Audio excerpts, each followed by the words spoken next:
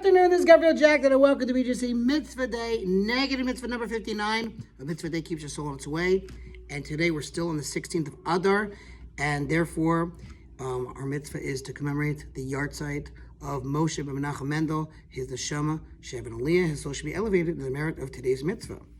It is a negative commandment not to take an object in pledge by main force from a debtor.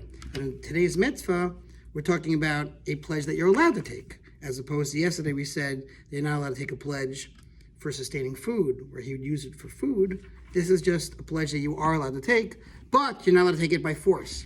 For the Torah says, you shall not go into his house to take his pledge, from Devarim, the 5th book.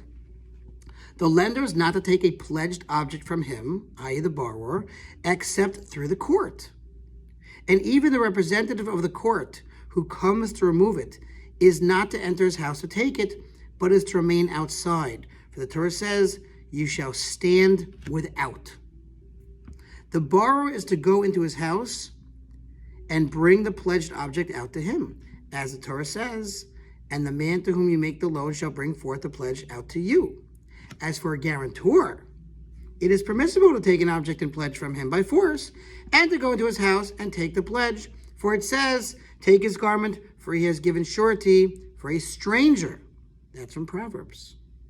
So too, if someone has remuneration due him from his fellow man, whether it is wages for his labor or payment for the hire of his animal, his tools, or his house, he is permitted to take a pledge without the action of the court. He may enter the other's house and take an article in pledge for his payment. But if he has converted the fee due him into a loan for the other to pay, then it's forbidden. This mitzvah applies in every place and time for both man and woman, and that was your mitzvah. Thanks for listening to a sponsor feature mitzvah, $36, 100 of the gold. See you tomorrow.